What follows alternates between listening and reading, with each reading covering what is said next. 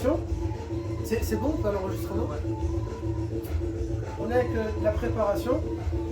On a dit donc toute cette partie-là, et ensuite on a la deuxième partie. Donc, la deuxième partie, une fois qu'on s'est préparé, on a fait notre douche, on s'est coupé nos ongles, on s'est rasé si besoin au niveau des parties obligatoires.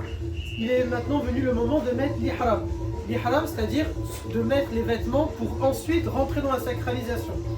La femme, elle peut porter tous les vêtements de son choix, quelle que soit la couleur, il n'y a pas de reflet pour personne au niveau de... Non, ça va? Quels que soient les vêtements qu'elle décide, il suffit juste que ces vêtements-là ne soient pas transparents et elle doit couvrir l'ensemble de son corps, sauf les mains et le visage.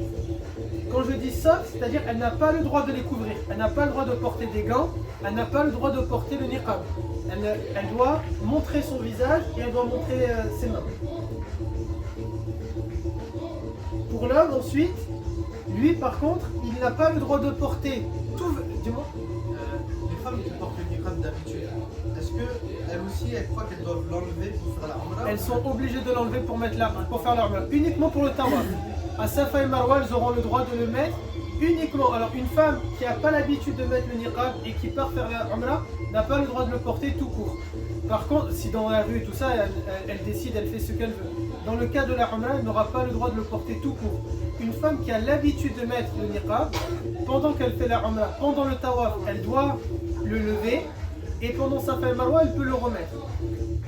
Elle a le droit sinon de ne pas mettre le niqab, mais si elle est vraiment mal à l'aise parce qu'elle n'a vraiment pas du tout l'habitude et pour elle c'est comme si elle s'est déshabillée, à ce moment-là, les savants ont dit elle a le droit de mettre, j'ai rien avec moi, elle le pose juste sur la tête mais elle ne l'attache pas.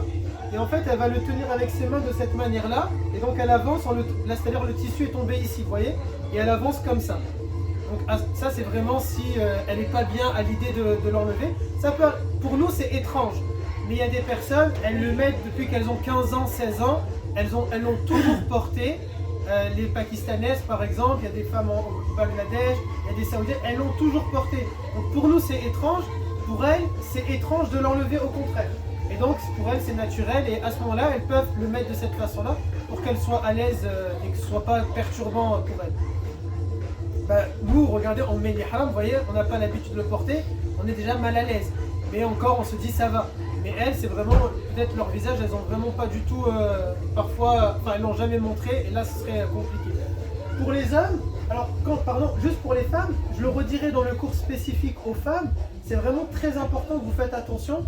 L'ensemble du corps, sauf les mains et le visage. Ça veut dire que vous ne pourrez pas, par exemple, remonter vos manches, merci.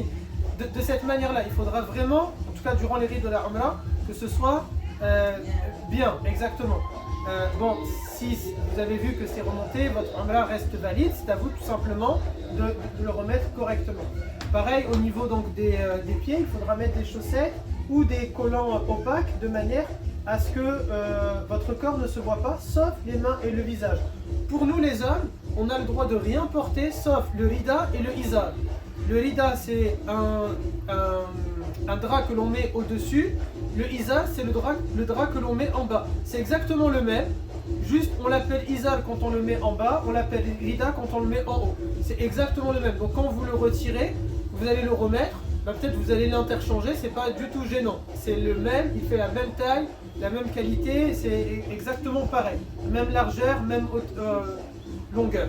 Largeur et longueur exactement de la même manière. Pour nous les hommes, ensuite on doit porter des sandales qui vont laisser apparaître la majorité du pied, y compris les orteils, et qui ne doit pas monter au-dessus de la cheville. Il doit y avoir ces trois règles-là. Il y a dans le cours spécifique pour nous les hommes, je vous montrerai plusieurs modèles et c'est prévu qu'on fait un achat groupé si vous souhaitez, sauf si vous préférez choisir vos propres sandales. Et bien sûr, il est permis pour nous, heureusement, de porter une ceinture également pour attacher le tout. Uniquement ça. Quant aux femmes, tous les vêtements de votre choix, autant de matière que vous voulez, de n'importe quelle manière, ça c'est pas gênant. Ensuite, la troisième étape, donc on s'est préparé, on a mis notre ihram et maintenant on doit se rendre à un miqat. Le miqat, ce sont des frontières qui ont été établies par le prophète Ibrahim alayhi salam. Donc ça date des milliers d'années avant le prophète Mohammed sallallahu alayhi wa sallam. On entre dans ce qu'on appelle la zone sacrée. Dans ce territoire sacré, c'est pas un carré. Vous voyez, dans ce côté-là, ça monte à 424 km depuis la Kaaba. Ici, c'est 105 km, à 82 km, 110 et 180 à peu près. Et ces miqats, ils sont spécifiques par rapport aux endroits où on habite. Je ne peux pas, en tant que Français européen, je ne rentre pas par le miqat de Yalamlam. Je dois automatiquement, moi, rentrer par Al-Juhfa. Le prophète alayhi salam nous a donné, selon les endroits où l'on vit, on rentre par un miqat qui est bien précis. Par exemple, les Marocains, quand ils partent en Umrah depuis le Maroc, ils rentrent soit par Al-Juhfa, soit par Yalamlam. Ils ont droit à ces deux miqats. Pour nous, comme on va commencer par Médine, à ce moment-là, on a le statut des gens de Ahl al-Madina. Comme on commence par Médine, on devient des résidents de Médine. Notre miqat à nous devient Dhul Hulayfa.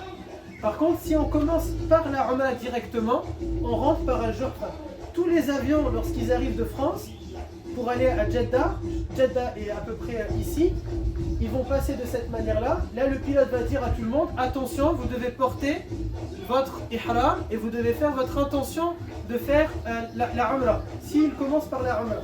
Et l'avion, il va remonter un peu pour passer vraiment par le miqat de Al-Juhfa. Les bateaux, c'est exactement pareil. Ils ont les zones, donc ils passent par cet endroit-là. Si on dépasse le miqat, c'est vraiment c'est assez rapide.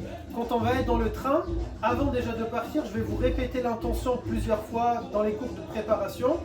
Quand on sera à Médine, je vais vous le redire. Ça sera enregistré avec le vocal, donc vraiment tout le monde le connaîtra. Mais quand on sera dans le train, je vais vous la faire répéter à plusieurs reprises, pour être sûr que la niya, elle est dite au moment de passer le miqat. Si je passe le miqat, vraiment le miqat n'est pas large, donc le miqat est court. Si je passe le miqat et j'ai pas fait la niya, je n'ai pas de umrah, je dois revenir à mon miqat. Le train ne s'arrêtera pas, donc il va faire les 420 km, il faut descendre et repartir et ensuite revenir. 200 €. C'est beaucoup de temps de perdu, 6 heures au total. 2 heures, 4 heures, 6 heures. Donc vaut mieux ne pas le faire. On va le répéter, c'est pour ça on le dira. Labbaik Allahumma bi umra, labbaik Allahumma umra, labbaik. Vous allez le répéter à plusieurs reprises pour être sûr. Le train, normalement le train, il ralentit. La dernière umrah qu'on a fait, il n'a pas ralenti. Alors j'ai senti qu'il n'allait pas ralentir parce que je voyais que le coup de pression il montait. Donc là j'ai pu dire aux garçons, ok, répétez la niya dès maintenant. Quand on le sait, bah, alhamdoulilah, ça ne nous échappe pas. Mais si on ne le sait pas et qu'on s'attend à ce que le train ralentisse, le fait de l'avoir fait avant de le faire avec eux, je sais que voilà, le miqat est à cet endroit-là quand on est dans le train. Si je sais qu'il ralentit, tant mieux. Je vous le dirai, ça va, pas besoin de la répéter pour le moment, on a un peu de temps. Si je vois qu'il commence à monter en pression, en accélération, ben je vais vous dire, ok, il faut tout le monde, on est tous dans le même wagon, on est tous assis à côté, et à ce moment-là, je vous dirai, répétez la niya, et on la répétera en boucle. Quand ça y est, le miqat est passé, on est passé. C'est pas grave de la répéter, la première umrah que j'ai fait avec les garçons, et un monsieur nous disait, non, c'est pas maintenant, il faut pas la dire maintenant, je sais pas si vous vous souvenez, il y a un homme qui me disait, ça sert à rien de la dire maintenant. Vaut mieux la répéter à plusieurs reprises, pour être sûr de passer, parce que si le miqat est passé, la frontière est passée, malheureusement pour nous, la umrah ne comptera pas. Donc on se rend au miqat. Quand on est au miqat, on peut faire, si on est à pied à Juhfa, à Yalamlam, Dhal Irq, Dhul Hulayfa ou Qaran al-Manazil, il y a des mosquées spécifiques. Il y a des mosquées, des endroits, on peut aller à cet endroit-là, faire 2 rak'a à l'intérieur, et ensuite on prend le car, le taxi et s'y rend. Nous, on va le faire en train. Donc le train, il n'y a pas de mosquée à la station de train. C'est pas gênant. On peut faire 2 rak'a quand on est dans le train si l'on veut, ou alors on peut les faire à la station de train. Le prophète alayhi salam avait anticipé cela, puisqu'il a dit, votre miqat, c'est votre monture. Vous pouvez faire les 2 rak'a sur votre monture. Donc nous on peut le faire à la gare, on peut le faire dans le train, c'est pas quelque chose qui est gênant. Et c'est une sunna, c'est pas une obligation de faire cette prière-là. Par contre, souvent ceux qui partent de Médine vers Mecca, si vous l'avez fait, par exemple les Hajjal l'ont fait souvent en car, le car va partir de l'hôtel jusqu'à Dhul Hulayfa, ils descendent à Dhul Hulayfa, ils font les 2 rak'a, ensuite ils remontent dans le car et ensuite ils prennent la route pour aller jusqu'à Madina. Est-ce que vous avez des questions? Ça va? Malgré le bruit qui est monté, vous arrivez quand même à entendre? Ça va? Les hommes, ça va? Vous êtes focus? Tant mieux alors, alhamdoulilah. Désolé, hein, Non, mais non, vous excusez pas. Et puis, si c'est un mariage, c'est pas un mariage, c'est pas bon. Mais c'est pas grave. Alors, quels sont les interdits de l'ihram? À partir du moment où vous allez mettre votre vêtement à l'hôtel, vous n'êtes pas en sacralisation. Mais il y a une chose qui est interdite, on a dit, c'est le parfum. Par contre, vous n'êtes pas en sacralisation. Vous pouvez appeler votre famille, vous pouvez prendre des photos, vous pouvez parler au téléphone, c'est pas gênant. Bon, pour vous, vous êtes habillé de manière normale, et pour les hommes, par exemple, qui sont ihram, ils veulent garder ce moment pour faire des photos de ça, ils peuvent le faire sans aucun souci. Vous aussi, vous n'êtes pas en sacralisation, même si c'est les vêtements que vous porterez pour l'ihram. Donc, c'est pas gênant, c'est un peu plus cool, c'est tranquille, vous serez plus à l'aise. Simplement, vous ne pourrez plus mettre de parfum. Quand je dis le parfum également, je le répéterai bien sûr à plusieurs reprises, c'est tout ce qui est parfumé. Ça veut dire que le savon pour les mains, ça devient interdit. Le gel douche devient interdit. Les crèmes qui sont odorantes deviennent interdites. Tout ce qui est parfumé devient interdit. À partir du moment où on est sorti de la douche et qu'on a porté nos vêtements. La seule permission que les savants ont dit, c'est si vous allez au sanitaire et que vous voulez vous laver les mains. Mais même ça, idéalement, les hôtels mettent des savons neutres, souvent, parce qu'ils savent que les gens, sinon, ils sont mal à l'aise avec ça. Mais c'est pas gênant, si vous avez ce savon-là, soyez rassurés, c'est pas très grave. Si vous l'avez fait, vous êtes contenté de laver vos mains, tout simplement. Donc maintenant, à partir du moment où on a passé, par contre, le miqat, la frontière, il y a beaucoup plus d'interdits qui vont rentrer. Il y a des interdits pour tout le monde, il y a des interdits pour la femme, il y a des interdits pour l'homme uniquement. Pour tout le monde, on a dit tout produit parfumé. Parlez fort. Donc là, par exemple, quand je crie comme ça, c'est interdit. Sauf pour le dhikr. Uniquement pour faire le dhikr. Pour nous les hommes. Les femmes n'ont pas le droit de faire le dhikr à voix haute, par contre. Vous pouvez le faire de cette manière-là, par exemple, subhanallah, subhanallah, subhanallah. Comme si vous parliez normalement avec quelqu'un qui est à côté de vous. C'est pas nécessaire que vous chuchotez. Certains ont voulu rendre la voix de la femme abra, il faut pas du tout qu'elle parle, c'est pas du tout ça. Il n'y a pas besoin de le faire vraiment chuchoter. Non, vous pouvez dire subhanallah, subhanallah. C'est quelque chose qui est correct, comme si, j'ai oublié le prénom, ne me dites pas, Samia je crois, c'est ça? Samia parle avec sa maman, elles vont parler avec une intensité de la voix, exactement de la même manière, c'est pas du tout gênant. Les disputes, la polémique et les nuisances sont interdits. Ça veut dire que ce qui est bien, c'est que vous n'êtes pas mélangés dans les chambres, c'est vous qui les avez choisis, du coup vous êtes plus à l'aise. Par exemple, pour vous dire, j'imagine par exemple Aya qui peut se prendre la tête avec sa cousine, mais sans se disputer. sans se disputer. Du coup, profitez-en avant le miqat. À partir du miqat, notez tout ce que vous voulez dire. Au pire, dans le bloc-notes, quand elle va revoir le cours, voilà, vous notez, vous dites les choses comme ça. La polémique, c'est interdit. C'est quoi la polémique? C'est ce qu'on appelle fitna. Donc par exemple, même s'il y a des choses on ne va pas faire de fitna. Par exemple, on ne parle pas de politique. On parle pas de choses qui vont, je sais pas, par exemple, oh, regarde telle personne, qu'est-ce qu'elle a fait, cette personne, qu'est-ce qu'elle a dit. La polémique, ça peut être également, par exemple, je sais pas, c'est se plaindre d'une manière. Vous avez le droit de vous plaindre de moi. Ça, vous avez le droit de vous plaindre de moi, c'est normal parce que je suis à votre service. Ça, c'est normal. Mais c'est se plaindre, par exemple, du système, de dire oh c'est n'importe quoi le train, pourquoi ils ont fait ça, ils auraient dû faire comme ça. Vous voyez, ça c'est de la polémique parce que ça va rien changer. Ils vont pas vous écouter, ils en ont rien à faire de votre avis. Par contre, se plaindre de l'organisation, c'est normal puisque je peux intervenir sur l'organisation. Souvent, il y a des agences qui vont dire aux gens attention, vous faites la Umrah, vous devez patienter, vous n'avez pas le droit de nous critiquer. C'est un peu trop facile. Vous avez le droit de me critiquer, vous avez le droit de ne pas être d'accord, vous avez le droit de vous en plaindre. Si on peut changer, modifier, alhamdoulilah, si vraiment c'est indépendant de ma volonté, désolé. Mais oubliez ça quand vous arrivez autour de la Kaaba, s'il vous plaît. Non, je sais pas, il y a un coup de tonnerre qui va me tomber dessus, un truc comme ça. Les nuisances sont interdites aussi. Les nuisances, ça veut dire quand je vais déranger les gens. Ça peut être par exemple des choses tout bêtes, hein. Mais admettons, Abou Reda, il est assis à côté de Abou Mehdi et vous savez, vous avez l'accoudoir dans le train et Abou Reda, par exemple, il en a rien à faire, il est comme ça. Vous voyez, ça peut être de cette manière-là. C'est une nuisance. Ça peut être si Ayoub, par exemple, je sais pas, il va être sur son portable, il n'en a rien à faire qu'il n'avait pas à le faire, il est sur son portable et du coup il dérange la personne qui est à côté. Vous allez voir, alors ce qui est bien c'est qu'on est un grand groupe, donc on va prendre quasiment tout le wagon pour nous dans le train. Je crois avoir compté, il y a peut-être 6 places, c'est pas nous. Donc ils seront en minorité, ils vont pas faire grand chose malheureusement face à nous. On était déjà 10 et alhamdoulilah on était un bon groupe. Mais il y a des nuisances en réalité. Par exemple là quand on est parti à 4, il y avait un homme avec son portable, il regardait un film à voix haute.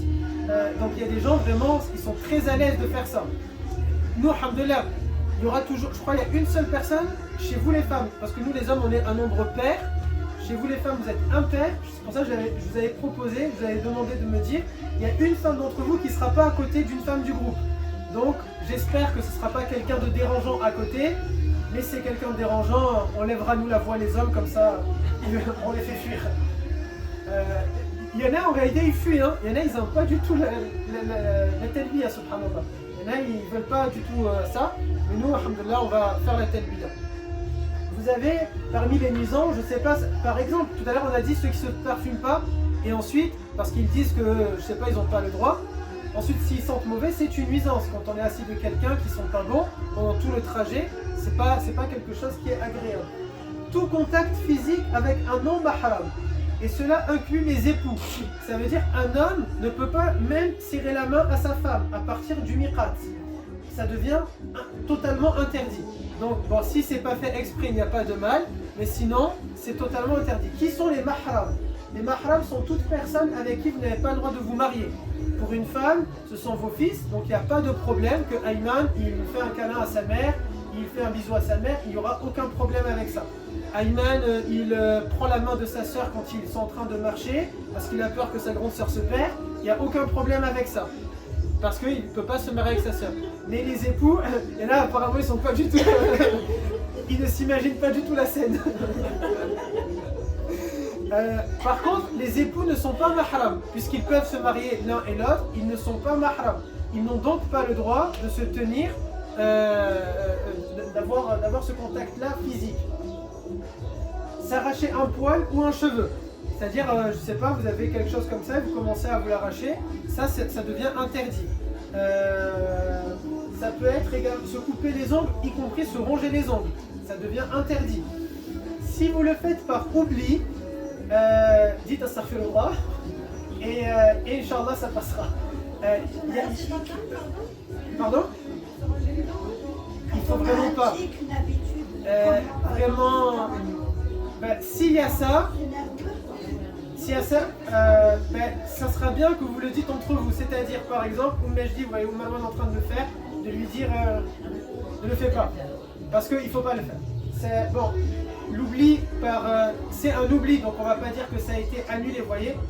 C'est pas il y a des oublis pour lesquels vous devrez faire une compensation, on va le voir tout à l'heure.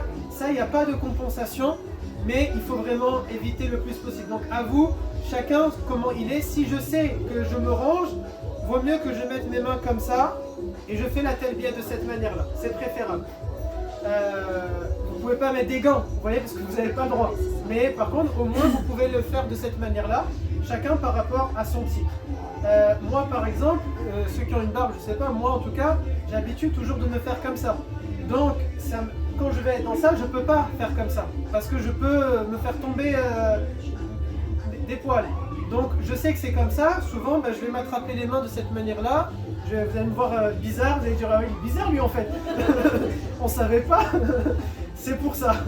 Du coup, je dois faire de cette manière-là pour essayer le plus possible de ne pas... Vous allez me voir parfois faire des trucs comme ça. C'est parce que ça me démange, j'ai envie de faire cette manière-là. Je vais bien, vous inquiétez pas. C'est juste que j'ai envie de faire comme ça. Voilà. La chasse est interdite. Alors, personne d'entre nous ne va chasser, mais comment on pourrait chasser? c'est si vous allez voir des oiseaux par terre et vous voulez courir, vous savez, pour faire les belles photos et tout ça, c'est interdit. On n'a pas le droit quand on est dans l'état d'ihram. En dehors de l'état d'ihram, dans tous les cas, on n'a aussi pas le droit, parce que c'est un sanctuaire sacré pour eux. Ils sont censés être en sécurité, c'est-à-dire si on marche et il y a des pigeons par terre ici, c'est à nous de changer. S'il y a des fourmis, c'est à nous de changer. S'il y a n'importe quel des chats, ils sont posés là, c'est à nous de changer. Les animaux sont en sécurité, c'est à nous de nous déplacer. Sauf si c'est la seule voie possible. À ce moment-là, on va marcher tout doucement et ils vont nous faire le passage de eux-mêmes pour avancer. Contracter un mariage ou évoquer le mariage. Les deux sont interdits. C'est-à-dire même des sous-entendus concernant le mariage. Mathalan, une maman dit à une autre maman: ah, masha'Allah, ton fils, masha'Allah, ta fille, ah ben tiens, ça serait bien que ça devient interdit. On n'a strictement pas le droit d'évoquer le mariage ou de contracter un mariage, c'est-à-dire simplement de faire un contrat de mariage avec une personne. Et bien sûr, fumer au cas où. En vrai, ça je ne l'avais pas rajouté, c'était tout à l'heure, je l'ai rajouté, j'ai dit au cas où il y a quelqu'un qui fume, je sais pas. Pour la femme, porter des gants ou le niqab. Et pour nous les hommes, c'est porter quoi que ce soit en dehors du rida et du izar et de la ceinture. Pas de bague, pas de montre. Bien sûr, les lunettes, c'est un indispensable, il n'y a pas de problème. Sinon, rien d'autre par rapport à ça. On n'a par exemple pas le droit de se couvrir la tête. Même s'il y a du soleil, on ne peut pas, y compris poser notre main. Il y a du soleil, ça tape, je ne peux pas mettre ma main comme ça pour me protéger du soleil. Nous les hommes. Vous les femmes, masha'Allah, bah, vous êtes couvertes avec le hijab et vous pouvez mettre vos mains, il n'y a aucun problème. Un chapeau, vous avez le droit également, pas de problème. Nous, on ne peut pas. On pourrait tenir juste un parapluie, tant qu'il n'est pas posé sur notre tête. Ça, on peut le faire. C'est important, dites-moi. Vous, il n'y a aucun problème. Vous avez le droit de porter. Vous, c'est. Oui, mais en soi, vous avez le droit de le faire, totalement. Nous les hommes, c'est important quand je dis on n'a rien le droit de porter en dehors du lida, du izar et de la ceinture. Ne l'oubliez jamais. Pourquoi? Quand on va faire de Médine et on va à Mecca, on va rester à peu près 1 heure peut-être à l'hôtel. Le temps, si jamais vous avez de nouveau trop transpiré, que vous n'êtes pas à l'aise, vous voulez aller au sanitaire, vous voulez de nouveau vous doucher, vous avez le droit, tant que vous n'utilisez pas de gel douche, vous ne mettez pas de déodorant, vous ne mettez pas de parfum. À l'eau claire, tout simplement. Donc, sauf si vous utilisez des déodorants sans aucune, je sais pas, je crois, à vérifier, c'est pas, je vous le dis pas, je crois à la pierre d'Alain, il n'y a pas d'odeur, à ce moment-là, il n'y a pas de mal. C'est vraiment quelque chose où il y a une odeur devient interdite.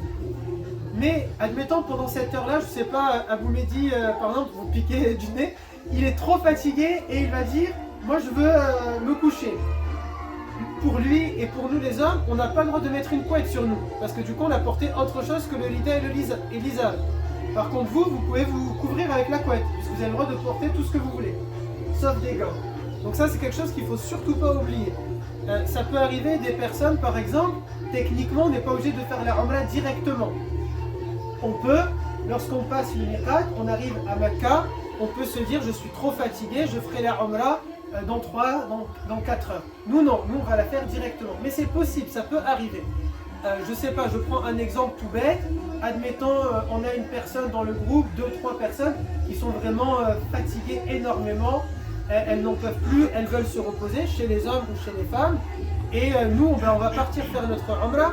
Et ce petit groupe-là, il se sent de le faire tout seul juste après. Et ils veulent partir. Dans ce temps-là, les hommes ne pourront pas se couvrir avec la couette. Ils devront donc dormir tout simplement de cette manière-là. Et vous ne pourrez pas dormir avec votre ihram et prier avec votre ihram. Donc ça voudra dire qu'il vous faudra un deuxième ihram à ce moment-là. Donc il faudra passer dans une épicerie en bas et en acheter une pour vous couvrir avec le temps de dormir. Sinon ça devient interdit. Pour vous les femmes, vous serez à l'aise dans tous les cas puisque vous pourrez vous couvrir avec ce que vous voulez. Même si vous dormez avec ces habits-là, vous pourrez les changer et vous n'aurez pas cette problématique-là. Est-ce que ça va? Oui, alors uniquement le bas sera obligatoire à changer. Donc pantalon, sous-vêtements seront obligés de changer. Votre haut, vous pourrez le garder pour la prière. Donc ça, c'est de manière générale, pas que quand on est dans l'état d'ihram, constamment. On ne peut pas prier avec le même pantalon, sous-vêtement avec lequel on a dormi. On est obligé de changer, chez les hommes comme chez les femmes. Ensuite, oui. T'entends pas? Approche-toi.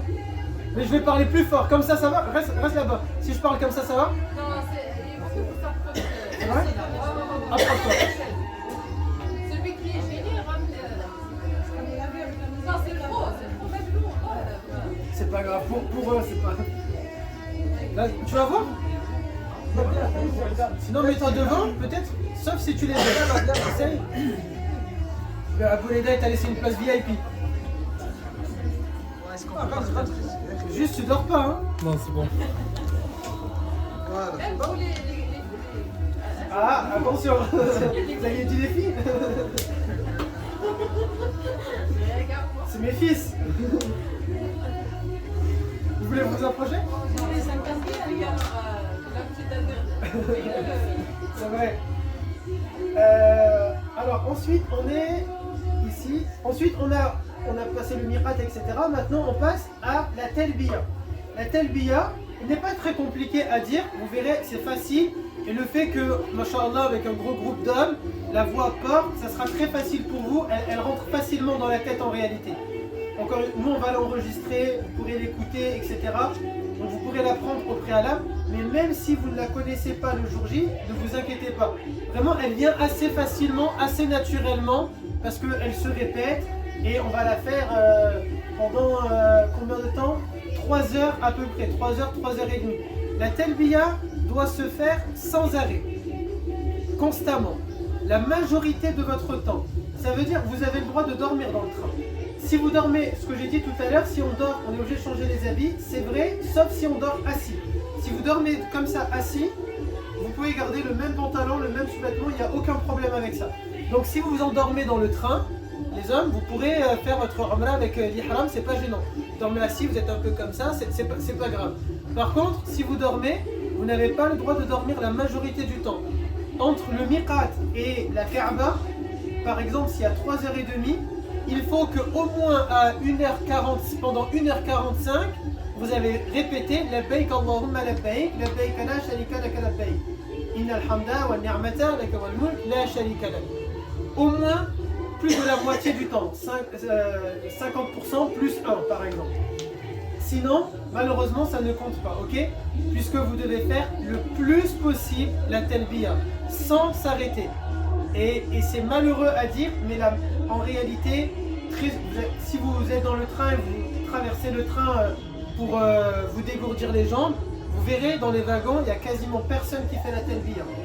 Les gens sont sur leur portable, sont en train de discuter, en train de rire, en train de regarder des films, en train de parler.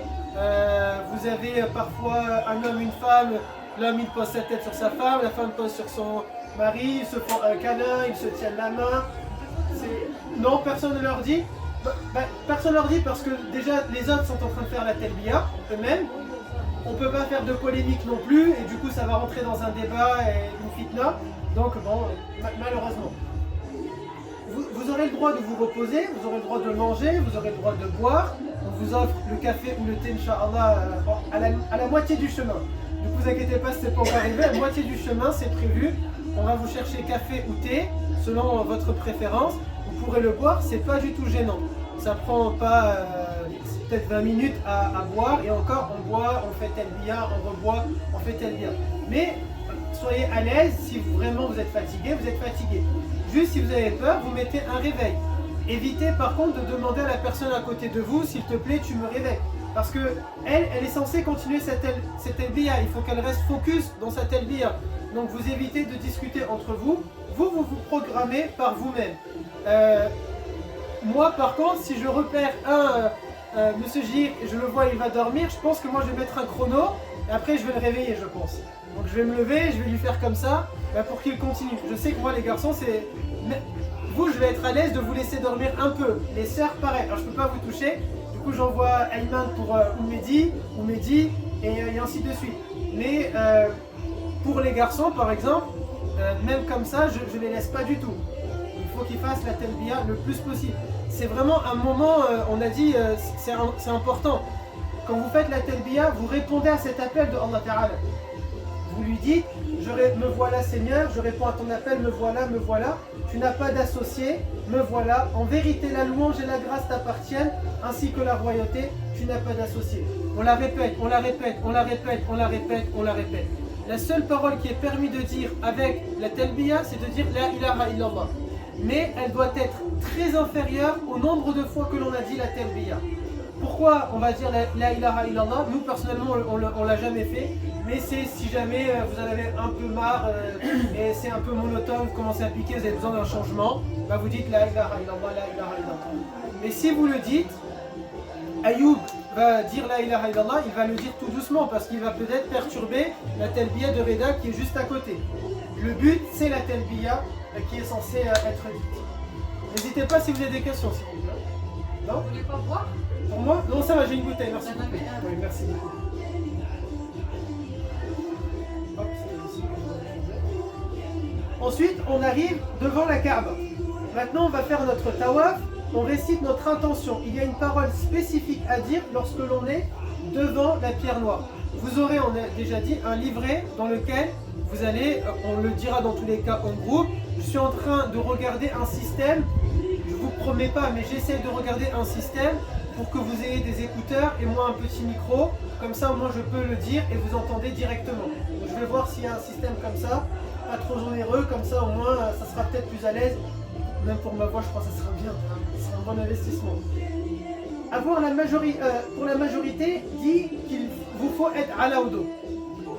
Si vous n'avez pas l'audo, quand on va arriver, il faudra me le dire. Oustad, je dois passer pour faire mes ablutions. Il ne faut pas que vous soyez gênés. Si vous êtes gêné, chez les sœurs par exemple, si les sœurs sont gênées, à ce moment-là, admettons, Majdi, elle est gênée, elle peut le dire à Nour, et Nour à ce moment-là, il peut le dire, par exemple, voilà, comme ça au moins vous êtes sûr, mes garçons ont cette règle-là, si quelqu'un de votre famille vous demande quelque chose parce qu'il est gêné, vous avez l'ordre de le dire à un autre garçon et c'est l'autre qui vient de le dire. Comme ça au moins vous êtes à l'aise de vous dire ça. Oustad, il ne sait pas de qui ça vient du coup. Si c'est Ayoub qui vient de le dire, ça veut dire que ça peut venir de la famille de Reda, de Mehdi, d'Aïman, de Nour, de Nadir, etc. À ce moment-là, avant de rentrer sur l'esplanade, je dirais on va passer faire les ablutions et au moins pour ceux qui veulent le faire. Mais c'est pour la majorité. Donc si vous êtes vous à l'aise, vous voulez rester le faire sans être à l'audo, c'est permis. Il y a quelques sahaba qui ont dit qu'on peut le faire sans être à l'audo. Avoir la Kaaba constamment à sa gauche, on l'avait dit la dernière fois donc je ne vais pas me répéter. Faire 7 tours complets. Complet c'est important, pourquoi? On est tout un groupe. Donc comme on est tout un groupe, admettons là je vais me lever, la ligne de la pierre noire c'est ce trait là. Si moi je vais passer ici, je salue la pierre noire et puis ensuite je m'en vais dans cette direction là. À ce moment là, le groupe qui est derrière moi, vous ne devez surtout pas partir directement vers là. Vous devrez vous rappeler, je dois passer avec la pierre noire. Donc même si moi j'ai déjà tourné et que c'est plus simple pour vous de passer par là, vous devez passer devant la pierre noire et ensuite vous rejoignez le groupe. Si jamais vous allez tourner directement pour nous rejoindre ici, vous n'avez pas fait le tawaf. Si vous n'avez pas fait le tawaf, ça veut dire que vous n'avez pas fait la umrah. C'est vraiment très important. Ça peut m'arriver d'oublier. Normalement ce que je vais faire, c'est que la pierre noire est ici, je vais passer et ensuite je vais partir là. Mais ça peut m'arriver d'oublier ou parce que la foule m'a poussé à ce moment-là et j'ai fait ça, c'est à vous de le faire. C'est une parole que je vais souvent vous répéter. Il y a beaucoup de choses que je vais me répéter dans chaque cours, c'est volontaire, c'est de manière à ce que ça rentre et que vous ne l'oubliez pas. Oui? Ah, ça c'est mon rôle de me rappeler. Par contre, si vous faites une umrah toute seule, à ce moment-là, vous faites toujours avec la certitude. Si vous êtes sûr d'en avoir fait 5, mais que vous doutez d'en avoir fait 6, c'est considéré que vous en avez fait 5. Si vous êtes sûr, toujours on regarde la certitude. Par exemple, je suis sûr d'avoir fait l'odo, mais je doute, est-ce que j'ai raté? Est-ce qu'il est parti? C'est considéré que j'ai l'odo. Parce que je suis sûr de l'avoir fait, mon doute, il est par rapport au fait de l'avoir raté. Je suis sûr d'avoir fait dohol, mais je doute, est-ce que je l'ai fait avec l'odo? C'est considéré, plutôt, il faut rester sur la même chose. Je suis sûr d'avoir fait 3 raka'a, mais je doute, est-ce que j'ai une quatrième? C'est 3 alors que j'ai qui est fait. Pour les tours, c'est exactement pareil. Alors moi, c'est tout un défi justement parce que même si on a des tasbih, même si on a un compteur, voilà. Moi, je le fais parfois avec le tasbih, avec le compteur, mais le problème, c'est que parfois, même si je passe, j'oublie de changer quoi. Donc après, j'avance et je dis, mais je l'ai changé, je ne l'ai pas changé. Ça se trouve, parfois, je vous ai fait faire 8 tours, vous avez marché un peu plus, mais j'essaye d'être concentré par rapport à ça. Les hommes, on se découvre notre épaule uniquement devant la Kaaba. Vous allez voir beaucoup d'hommes se découvrir avant d'arriver. Il y en a même, ils se découvrent depuis le Médina, donc il reste 3h30 avec l'épaule découverte. On n'a pas le droit. Même si l'épaule n'est pas awra. En soi, ça, c'est pas awra. Même quelqu'un qui n'est pas mahram peut voir mon épaule, c'est pas gênant. Mais quand je porte le vêtement de l'ihram, je n'ai pas le droit de montrer mon épaule. Donc ça, bon, bien sûr, vous verrez, hein, les hommes, par contre, parfois le haut, le rida va tomber. Il tombe, vous le remettez bien et vous passez, c'est pas grave. Tant que l'on ne voit pas à partir du nombril, que ce soit par devant ou par derrière, si jamais je vous montrerai comment porter l'izar, vous allez le porter vraiment bien haut. À ce moment-là, c'est pas grave, ils enlèvent, ne soyez pas choqués du coup s'il le faut, ou si Oustad le fait, on enlève le haut pour bien le remettre, c'est pas grave, ok? Ce n'est pas quelque chose qui est gênant. Tant que votre aura est cachée, c'est-à-dire de votre nombril jusqu'à votre genou. L'interdiction de parler en dehors de la nécessité des adorations. Ça veut dire la nécessité et des adorations. C'est-à-dire que je peux parler que pour faire le dhikr, uniquement du dhikr. Lire le Coran, faire des invocations, dire astaghfirullah, faire des prières sur le prophète, méditer, tout ça je peux. Mais discuter avec quelqu'un, je n'ai pas le droit. Parler au téléphone, je n'ai pas le droit. Faire un live ou une vidéo dans laquelle je suis en train d'expliquer, je n'ai pas le droit. Sauf si je suis venu que comme ça autour de la Kaaba, et ce n'est pas le cas de la Umrah, il n'y a pas de mal, ok? Tant que je ne dérange pas les autres personnes aussi, bien évidemment. Vous allez voir des gens parler à la marocaine, vous voyez? C'est-à-dire, ou à la tunisienne, comme ça, tout le monde est d'accord. Vous allez parler de cette... vous allez les voir, allô, la baisse, ça va? Vous voyez, ils parlent fort, il y en a... ils sont de cette manière-là, ils sont totalement à l'aise de le faire, même devant la tombe du prophète, alayhi salam, pour eux c'est totalement normal, limite c'est choquant si vous êtes choqué, vous voyez. Donc ça, bien sûr, ça sera interdit. La nécessité, ça veut dire quoi? Ça veut dire que Hajadouja, par exemple, elle a une question, elle peut me demander, ce n'est pas du tout grave. Samia, par exemple, veut dire un truc à Oumreda parce que Oumreda, je sais pas, peut-être elle voit qu'il y a les cheveux d'Oumreda qui apparaissent, elle veut lui dire, c'est nécessaire, il n'y a aucun problème, ok? Ce n'est pas gênant de faire par rapport à une nécessité ou par rapport aux adorations. Et les paroles spécifiques sont recommandées. Il y a une parole spécifique entre cet angle, là où il y a marqué le numéro 9, jusqu'au numéro 1. Il y a une parole spécifique qui est, on l'avait dit, je crois, à la réunion. Rabbana atina fid dunya hasana wa fil akhirati hasana wa qina adhaban nar. Ô Seigneur, nous te demandons de nous accorder le bien, tout ce qu'il y a de bon dans la vie d'ici-bas et dans la vie de l'au-delà, et de nous préserver du feu de l'enfer. Cette parole, on la répète, mais c'est une sunna, ça veut dire que c'est pas grave si on a oublié ou si on ne l'a pas fait. Ensuite, on fait une prière, on va vers le maqam d'Ibrahim, donc c'est celui-ci. On l'avait déjà expliqué, donc pour ne pas trop tarder, mais dans tous les cas, on va réapprofondir. Là, c'est juste l'explication de la Umrah en bref. On va vers le maqam, on le salue soit en le touchant, soit de loin, et on fait une prière de 2 unités, si possible, avec Qul ya ayyuhal kafirun dans la première raka'a et Qul huwallahu ahad dans la deuxième raka'a. Bien sûr. Et plusieurs fois avant, je vais vous saouler sur tous les rites de la Umrah. Désolé d'avance, mais je vais vous casser la tête. Je vais vous le dire presque à chaque cours. Vraiment, je vais le dire. C'est le meilleur moyen de ne pas oublier. C'est vraiment le meilleur moyen de ne pas oublier. Ensuite, on boit de l'eau de Zamzam. De préférence pour nous les hommes accroupis, c'est une préférence. Si vous voyez qu'il y a des flaques d'eau, ne vous accroupissez pas. Si votre vêtement, vous voyez moi la jouba, elle touche le sol, s'il y a de l'eau et que mon ihram touche, je ne peux plus prier avec, je ne peux plus faire de umrah avec. Donc du coup, après vous aurez du mal à trouver une autre qualité.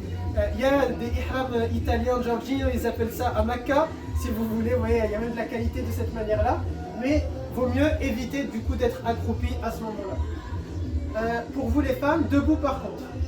De préférence en 3 fois. De préférence, minimum. C'est pas grave si vous le faites moins parce que vous avez oublié, c'est pas grave si vous le faites en plus de fois. Moi personnellement, je préfère le faire en beaucoup de fois pour faire un maximum de dua entre chaque gorgée. Attention aussi, je le dirai dans un cours spécifique à Zamzam, attention, on dit chez les Marocains matzouach, vous voyez, attention à de ne pas trop, exactement. C'est dangereux, ok, si vous allez trop, vous pouvez le boire, mais attention, parce que parfois il y a l'excitation de se dire il faut profiter de Zamzam, en boire. Oui, c'est ça, il faut faire vraiment attention. Buvez-en de préférence fraîche, c'est meilleur, elle est vraiment meilleure quand elle est fraîche, mais attention à ne pas trop exagérer avec Zamzam. Dans tous les cas, sachez que quand on est à El Madina, vous allez dans n'importe quelle épicerie, ils vendent des bidons de Zamzam, vous le mettez dans votre chambre pour les 5 jours et vous en profitez. Il y a un frigo, bon je crois que le bidon il rentre pas, mais vous mettez dans les petites bouteilles et ça rentre dans le frigo. À Mecca c'est pareil. Donc vraiment c'est accessible. Donc c'est pas parce qu'on est à la mosquée, vous allez en boire énormément. Et ensuite pour Safa et Marwa, ça va être difficile de faire les allers-retours entre Safa et Marwa. Ensuite, de préférence avec des invocations avant chaque gorgée, les du'a.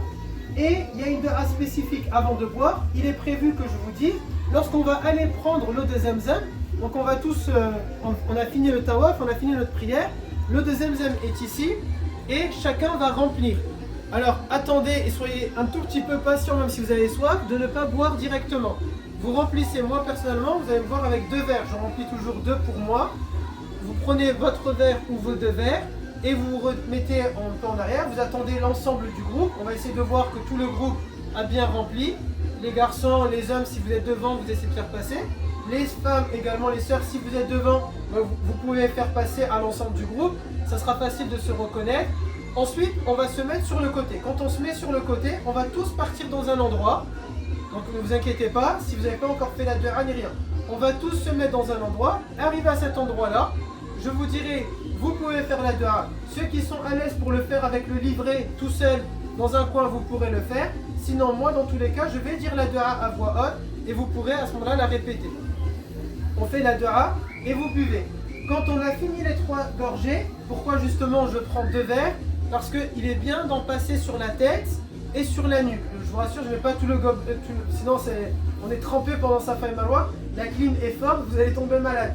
Mais en général, moi je bois 1,5 verre et le demi-verre restant, c'est pour ma tête et ma nuque. Pour vous les femmes, ça veut dire qu'il faut prévoir de ne pas mettre un hijab blanc.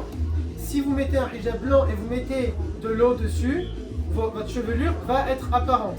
Donc il faut faire attention par rapport à ça. Sauf si vous avez mis une amta, un tissu, un bonnet, voilà, qui est noir par exemple, puis le voile blanc, ça va. C'est à vous maintenant de savoir, votre voile est-il transparent, pas transparent. Moi je pense qu'il n'y a que le blanc, mais c'est vous les experts pour savoir est-ce que ça sera transparent ou pas transparent. Quant à nous les hommes, il n'y a pas de mal du coup, puisque l'ihram, même si celui que je vous ai donné n'est pas transparent, même s'il est mouillé. Donc même s'il pleut, vous serez à l'aise par rapport à ça. Vous pourrez, exactement. Vous pourrez mettre totalement. Vous en prenez un peu comme ça et vous en mettez sur votre hijab. Vous pouvez vous en mettre comme ça par derrière. Il n'y a pas de problème. Les gobelets, on va les sortir du sac? Non, là-bas, il y a plein de gobelets. Vous les prenez directement. On prend les gobelets, ensuite on les jette à la poubelle. Quand vous allez vous servir, d'ailleurs cette question-là, quand vous allez vous servir tout seul de l'eau de Zamzam, vous verrez il y a toujours deux endroits. Vous avez l'endroit le plus haut, c'est pour prendre un gobelet propre, et vous avez l'autre côté, c'est pour mettre les gobelets sales. Alors peut-être vous allez vous dire, ah mais si quelqu'un a changé, je vois le regard de ailleurs. Non mais c'est pas ça. S'il y a plus de gobelets sales que de gobelets... Non, vous allez voir, non, c'est jamais le cas. C'est vraiment super bien fait. Ils sont très bien organisés. Vous allez voir, c'est directement, on voit les gobelets sales ou sentis. Bah, prenez un gobelet, vérifiez quand même qu'il n'est pas mouillé. Surtout, vous avez l'humanité entière là-bas. Vous allez revenir avec le Covid-50, avec des maladies qui n'existent nulle part ailleurs. Ensuite, vous avez as-sa'i. Bien sûr.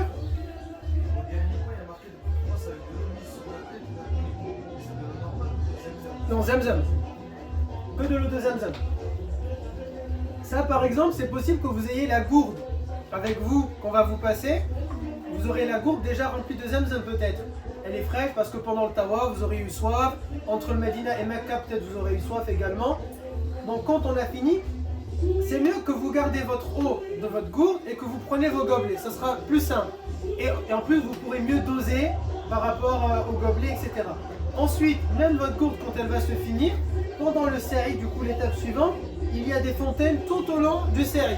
Si vous avez soif, n'hésitez pas. On dit que des paroles du dhikr, mais si vous avez besoin de boire, c'est pas grave. Ne vous dites surtout pas, s'il vous plaît, non, c'est tout le groupe, je vais pas déranger. Vous avez soif, vous n'avez pas d'eau, khalas.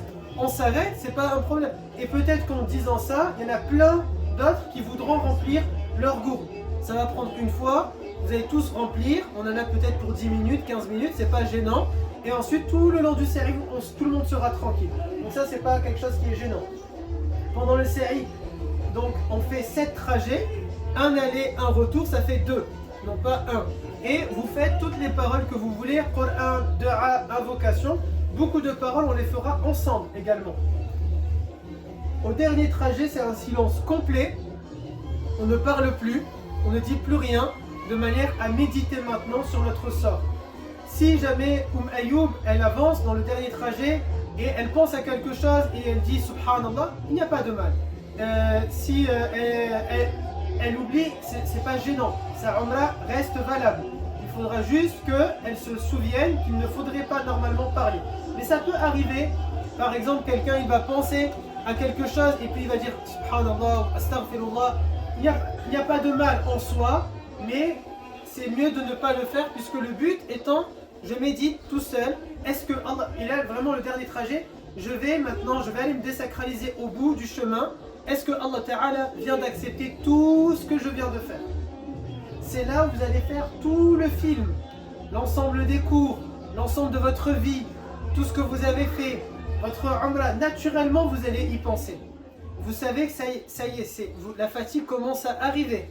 Vous savez que c'est mental, donc on est exactement comme ça. Vous voyez, c'est la fin, et là c'est la méditation.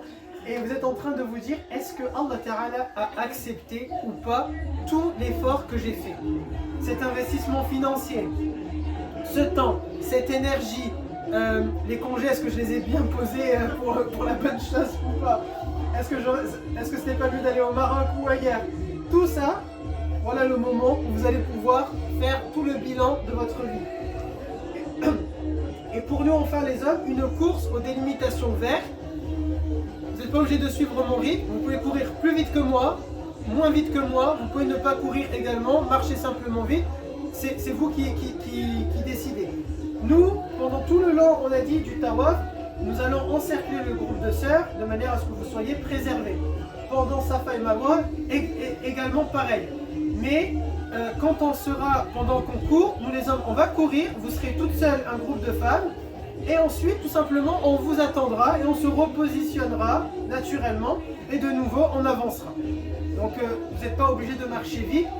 Sachez que tout le long, on va suivre votre rythme. On ne va pas avancer déjà très vite. On est un groupe.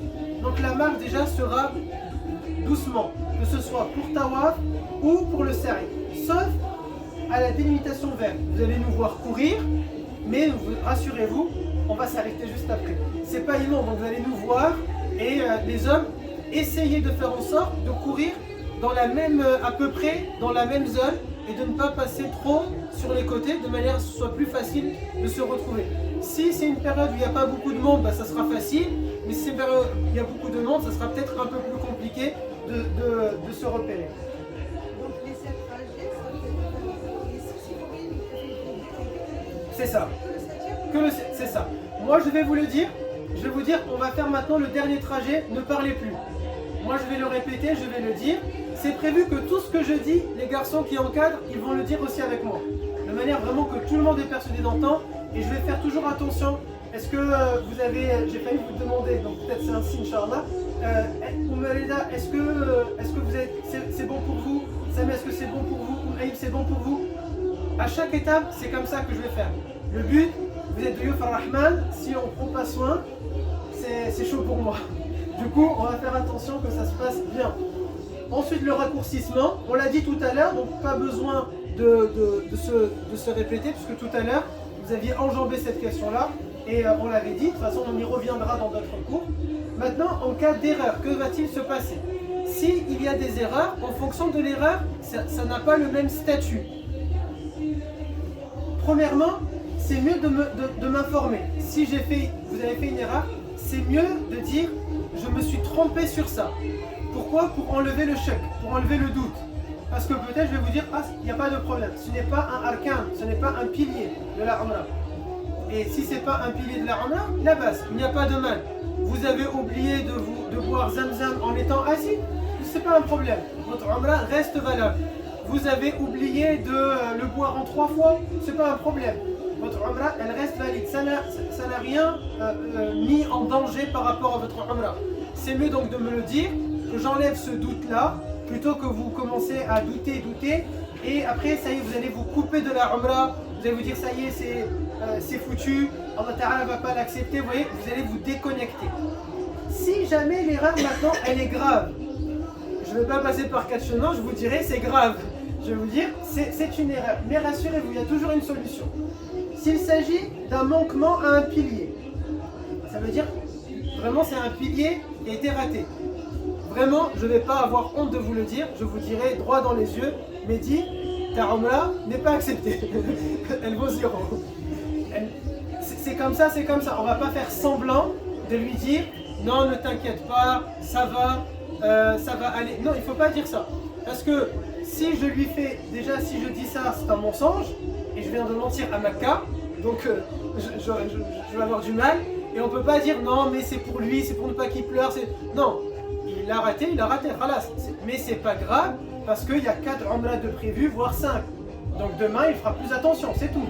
Et au contraire, on est quasiment sûr que ce pilier-là, il ne va plus jamais le rater de sa vie. Parce que du coup, il sera triste. Et on ne sait pas, subhanallah, ça sera peut-être votre 3e Umrah qui sera acceptée, non pas la première. Vous voyez? On ne sait pas. Ça sera peut-être la 4e qui sera acceptée et aucune des 3 premières. On ne sait pas laquelle Allah Ta'ala va accepter parmi l'ensemble de celles que vous allez faire. S'il s'agit d'un manquement à un acte sunnah, la Umrah, elle reste valide. Si jamais vous avez violé un interdit, vous avez volontaire, ça c'était haram et vous l'avez fait. Plusieurs cas. 3. Si c'est fait de manière volontaire, c'est vous êtes dit, moi personnellement j'en ai rien à faire, et vous arrachez votre ongle. Moi j'en ai rien à faire, je sais pas, je me coupe les cheveux. Je crois pas que vous êtes assez fou pour le faire, mais je sais pas, on sait jamais, subhanallah, le waswas. Vous allez à la douche à Makkah quand on arrive, et vous dites, ah non, hors de question, je veux pas sentir mauvais, prenez déodorant et ok? Ça, vous avez violé un interdit volontairement. Ça peut arriver, à ce moment-là, je pense pas que vous me le direz, mais admettons, il faudra faire tauba, ça veut dire il faut demander pardon à Allah, il faut faire une prière de 2 unités, il faut promettre de ne plus jamais recommencer, et il faut dire astaghfirullah al-azim et avoir des regrets jusqu'au point de pleurer. Ça s'appelle tauba. Ensuite, il faut faire la kafara. La kafara, c'est en fonction de ce que vous avez raté. Souvent, ça sera quoi? Il faudra égorger un agneau. Je vous rassure, ça coûte pas 300 € là-bas. C'est un peu moins. Tant mieux pour vous. Je connais pas par contre le prix, mais je pense pas que c'est 300 €. Ou alors vous nourrissez 6 pauvres, ou alors vous jeûnez 3 jours. Si jamais maintenant, vous avez violé un interdit, mais parce que c'était nécessaire. Mathalan, vous mettez des semelles orthopédiques, et pour nous les hommes, on n'a pas le droit de mettre les chaussures, et vous avez donc besoin de mettre ces chaussures-là. C'était nécessaire de ne pas respecter un acte interdit. À ce moment-là, nous, c'est pas un péché si vous faites ça. Vous n'avez pas besoin de demander pardon, c'est pas un péché.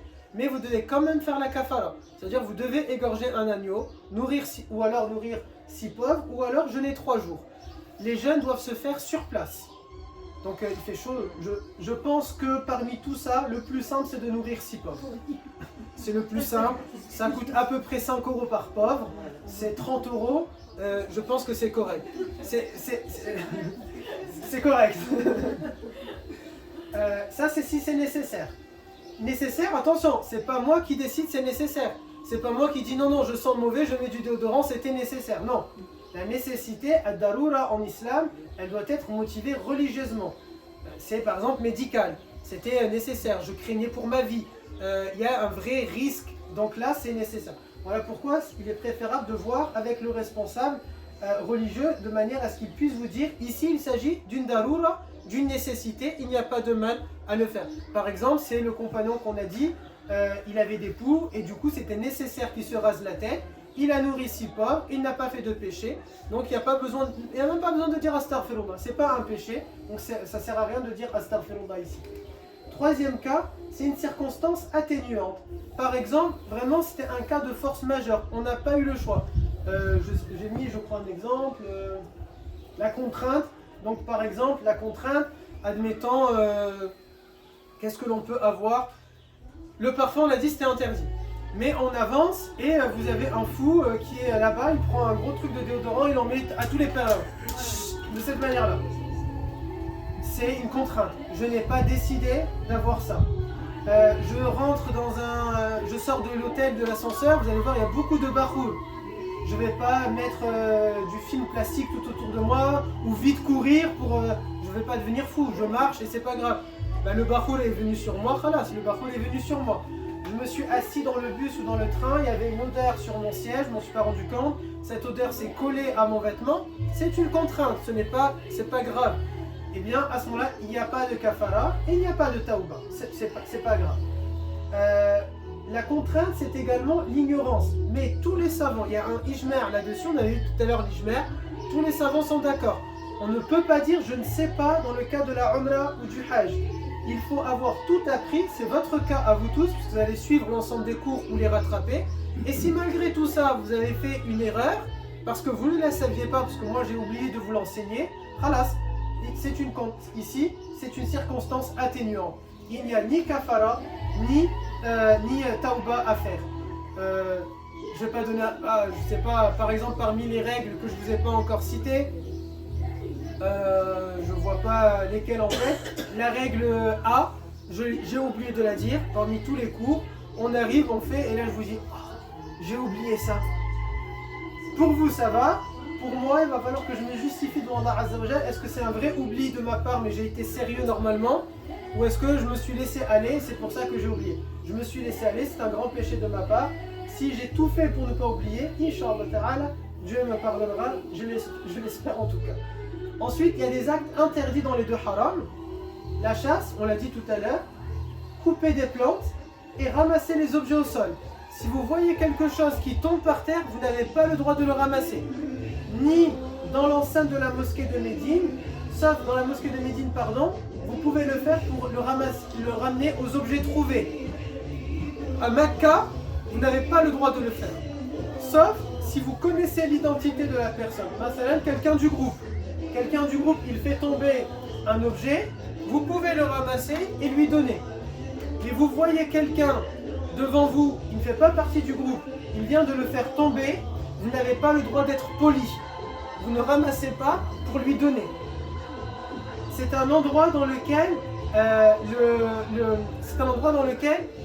cette chose-là, l'objet perdu ou oublié, le pèlerin doit pouvoir le retrouver exactement à l'endroit où il pense l'avoir perdu. Non, vous le laissez. Ah, pardon, le voir lui et lui dire, si vous n'êtes pas dans les rites de la Umrah, vous pouvez lui dire. Vous êtes dans les rites de la Umrah, laissez. Ça sert à rien de parler et de lui dire. Vous le laissez. Avec les garçons, vous vous souvenez, on était. Ça, c'est pas que dans la mosquée, dans toute la zone de Mecca. On était avec les garçons dans la grotte de Hira. On est monté et il y a un homme, par exemple, il a fait tomber le bouchon de la bouteille. Et il avait son bébé sur lui. Il est assis, il a fait tomber le bouchon. C'est qui parmi vous qui l'a ramassé? Ayman, il l'a ramassé. Je lui ai dit, non, tu le laisses. Il m'a dit, mais Oustaz, il est avec le bébé. Bon, il a oublié, c'est pas un péché, mais il n'a pas à le ramasser. Si maintenant, l'homme aurait dit à Ayman, est-ce que tu peux? Il n'y a pas de mal. À ce moment-là, il y a demandé, il n'a pas ramassé un objet perdu. Il l'identité de la personne est connue, cette personne le demande, là, il n'y a pas de mal à ce moment-là. Par exemple, Aya, elle va voir une personne étrangère qu'elle ne connaît pas, elle fait tomber quelque chose, le regard d'Aya et de cette personne se croisent, par le regard on comprend les choses, que Aya va lui ramasser, il n'y a pas de mal, elle lui ramasse et elle lui donne. Peut-être c'était ton cas? Masha'Allah. Ton père il dit non, ce n'est pas ça. Je suis du même avis que vous, je pense pas.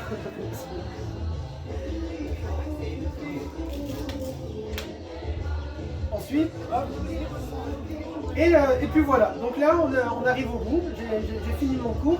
Est-ce que vous avez des questions? Oui, s'il y a une peau de banane à cet endroit-là, la personne elle peut glisser et tomber, Même, on ramasse pas. et on dit que c'est une sadaqa. Mais dans cet endroit, on ne ramasse pas. Bon, si vraiment vous pensez que c'est dangereux, enlevez-le. Si vraiment c'est dangereux. Une peau de banane, on peut glisser. Si vraiment il y a cette intention-là, ça passe. Nous, par exemple, les garçons, moi je voulais pas le dire pour garder leur bonne action secrète, ils ont nettoyé Ahira. Comme c'était sale, ils ont fait le nettoyage, mais ils l'ont pas fait de eux-mêmes. Il y a les services de nettoyage, c'est leur job, ils sont venus pour ramasser, et donc c'est connu, ils savent, et ils ont ramassé avec eux. Si vraiment il y a cette intention-là, oui. Mais de manière générale, évitez de le faire. Surtout quand vous êtes autour de la Kaaba, il y a une foule dense parfois. Ne vous baissez pas pour ramasser. Bon, s'il n'y a pas une foule dense, vous allez voir. Si vous faites tomber quelque chose, vous pouvez. Si la foule est dense, ne vous baissez pas. Tant pis pour vous. On a, par exemple, Oumarwan qui pose cette question-là. Ça nous est arrivé avec les garçons. Celui-ci, exactement celui-là, il a cassé son tasbih. Donc il y a des perles qui sont tombées, on les a ramassées. Pourquoi? L'identité de la personne est connue, c'est quelqu'un du groupe, et en plus de ça, il y a le risque que quelqu'un marche et ça fait très mal. Et ça glisse exactement. C'est ça. Donc il y avait une dame qui a ramassé et qui est venue nous le donner. Normalement, elle ne ramasse pas. Peut-être son intention c'est de se dire, mais les pèlerins vont marcher. Allah Ta'ala toujours, il regarde, il sait qu'est-ce qu'il y a dans notre intention. La règle générale, c'est qu'on ne ramasse pas un objet trouvé à Mecca ou dans l'enceinte de la mosquée de Médine. Après, les gens, ils n'ont pas une instruction que nous, on a. C'est vrai. Donc, il y a plein de choses Peut-être ils ne savent pas, c'est vrai. Donc, Mais il faut apprendre, normalement c'est la règle. oui, mais il faut apprendre maintenant, nous, on sait. Mais jusqu'à présent, moi, je ne savais pas qu'on se devait d'apprendre tous ces rites avant Oui, c'est de vrai. aller. C'est pour ça du coup que c'est important. Voilà, il y en a qui disent la semaine prochaine je vais à Roma. Oui, totalement. Des fois ils ne savent même pas Oui, c'est vrai. décider. Du coup, c'est votre rôle maintenant, quand vous connaissez un savoir, le prophète il dit de transmettre, walau kana harf, même si ce n'est qu'une lettre. Abou Mehdi, il a un ami, il va partir. Si cet ami est intéressé, Abou Mehdi, il peut lui donner quelques tips, quelques tuyaux, et il répond de cette manière-là, le savoir. Mais oui, il faut vraiment être formé. Et puis voilà. Est-ce que ça a été le cours? Ouais. C'est vrai? Najid, du coup, vous avez appris autant que la dernière fois? C'est vrai? Ah mince. J'ai trouvé que c'était des trucs logiques. Ok, bon, ça va. Mais ça me met une pression pour les prochains cours. C'est vrai. C'est vrai. Aussi, là, il y a eu beaucoup de choses qu'on a répétées, qu'on avait dit au premier cours. C'est vrai. Plus dur. Donc, alhamdoulilah. Ici, là, le premier cours, c'était plutôt du visionnage. Sachez que par rapport à l'importance, ce cours-là est plus important. Parce que dans le premier, on explique en réalité un documentaire. Dans ce cours-là, on parle quand même des rites de l'armée. Vous commencez à vous y habituer maintenant. Vous partez bientôt, dans 6 mois maintenant.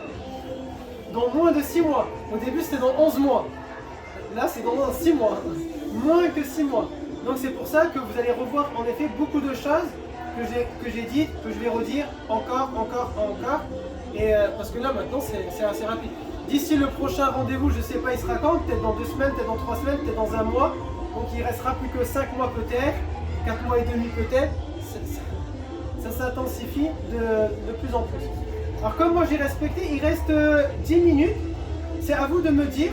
Si vous voulez, je peux vous montrer, pour ceux qui l'ont vu, on met dans la première Umrah que j'ai fait avec eux, on a tourné des petits films en 5 épisodes. L'épisode 3, machallah, mon grand Reda, il a fini de le préparer et je peux vous le diffuser, sauf si ça vous fait un peu en retard pour vous. À vous de me dire. Ça va si je le mets?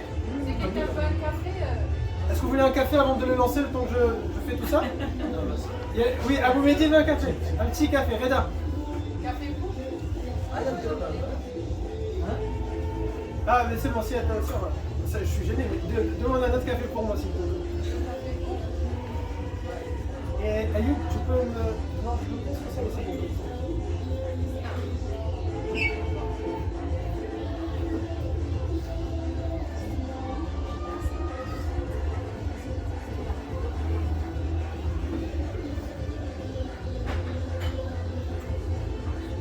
Reda? Ah c'est bon, je l'ai.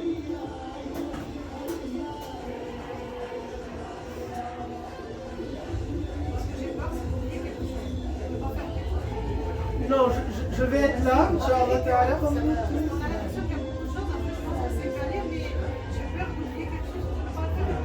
C'est vrai, il y a beaucoup de choses. Hein. Ça c'est clair et net, il y a beaucoup de choses. Mais ça vient après. Oui, Ça vient totalement. On peut perdre. Ayoub, de m'aider. Je pense que ça y est après pour le coup. Mehdi, éteins la vidéo. Ça,